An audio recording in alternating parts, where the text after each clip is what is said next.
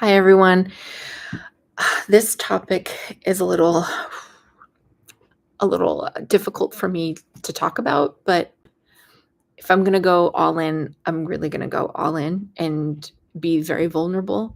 Um, I grew up in middle class home, but there was financial struggle. And so part of the reason I became a nurse was because of that job security and financial security. And Like, I was told I probably could never get pregnant, and so this was kind of a shock to everybody that I was pregnant, especially for me, and, um, with short-term disability, I was honest on the questionnaire. I developed eczema along the way with my nursing, all the hand washing and all the things, and I think I have a latex sensitivity, so anyway, I checked off eczema, so I was denied short-term disability, and I didn't really think too much of it, to be honest, because again, I never thought I was gonna need it. Well, now come the maternity leave, I only get 8 weeks. I have no money coming in. I reach out to the EAP, which is the Employee Assistance Program, and I can tell you they were not helpful, not helpful. Um, But what I will say is the importance of building relationships and not being afraid to discuss some things. I know, it is a little dicey sometimes in gray area what you want to discuss with your colleagues and coworkers. Um, but luckily, it's interesting how certain people come into your path, right? And I'm so grateful for these women, really and honestly. So, one of the secretaries, she's like, "Naomi, you've got 0 income. You're gonna qualify for WIC. You're gonna."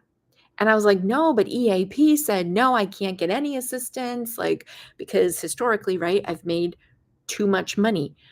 But when I go out from giving birth, I will have no income coming in." So, anyway, long story short, I do apply, I get WIC. And it's like this level of humbling, um, that comes with, all the package deal. And letting go of that stigma, right? And I think because there was such a you hear people talking negatively about people on WIC or on, public assistance, and they're just, milking the system. Let me tell you, it is a full-time job just to get on assistance. It is not as simple as people might think it is. And it's given me a whole nother level of understanding and compassion and about how kind of judgmental we are as a society. Like, you have no idea the circumstances surrounding everybody's story. So, but we jump to conclusions and we think we know, but we don't. Um, so that happened. And then again, I didn't know my son was going to have higher medical needs. Like I said before in the previous video, he ended up having like a milk and soy allergy. So there was a lot of screaming and vomiting and all the things. And now I needed to go to more frequent specialty visits and really monitor his growth and development.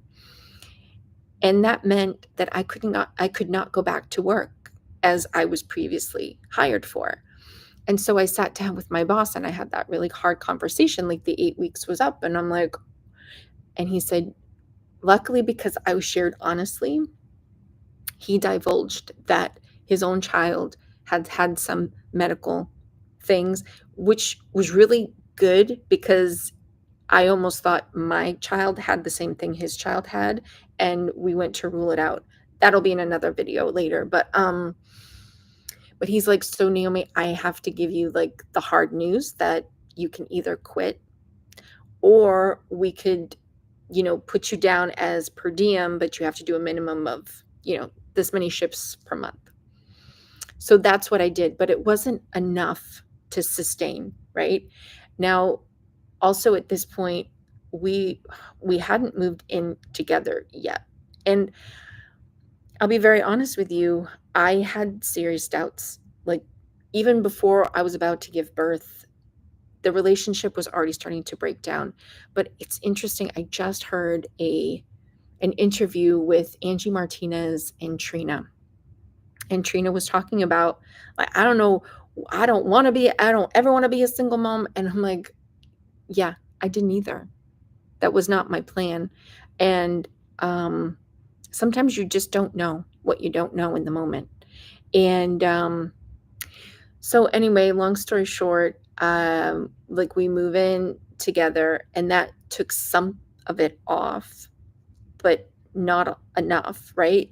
And because the rent is so expensive and food, and once you stop breastfeeding, like I had to, because he was so allergic to everything. And we didn't find that out until much later as well. So um, I had to watch what I was eating, and it was so stressful, being a first time mom and, still healing from the C-section and all the things, right? Um, and then you sneeze and you're still peeing your pants, and, the doctor just kind of frou-frous it off. Like, and there's like the secret pee your pants society that, like, oh, this just comes with motherhood. No, that's not normal. That'll be in another video. But so it was a lot to get through, and feel guilty about if I had any money to go meeting up with the mamas that I had made friends with just to get a cup of coffee or something like that, and feeling this level of shame and guilt because now I'm needing assistance, and you don't deserve to go and meet up with friends. And um it just added more and more to my plate that I will I wish I could tell my younger self, "Don't do that. Don't do that. This is a season, and this is what it's there for."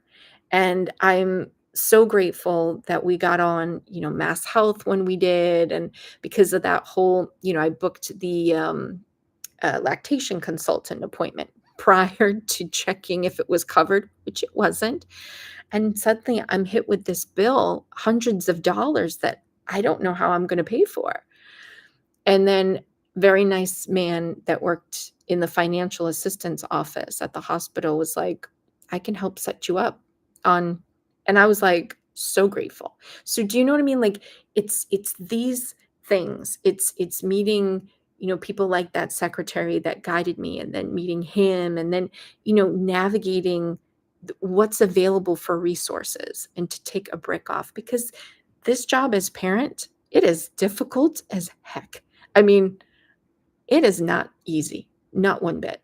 Um, so yeah, if I could offer any sense of something, is that don't be afraid to ask, and see what's out there and available. And then I met another friend along the way who was able to guide me with, fuel assistance, and how you can apply for this and you could qualify for that. And again, it's just, taking a little bit of the brick off, because managing my child, who ended up being more, spoiler alert, is neurodivergent. And none of the doctors or providers were helping me guide, like, through this system. So there's more on that. But it's just being grateful for the people that do come in, and that, because we were really built for community and connection, and not to raise our children kind of in this isolated way that we're in.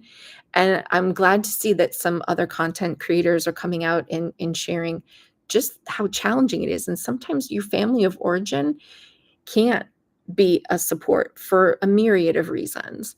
And and yet you just feel like, oh, you got to do it all and be Instagram everything, the house needs to be perfect, and everything needs to be organic, or this way or that way, and it's just added pressure that you don't need.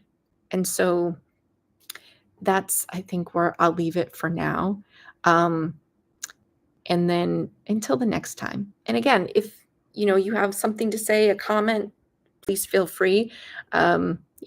no obvious hate and stuff. I don't wanna promote any of that negativity, but, like, just the reality of what you might have been facing and what you found helpful.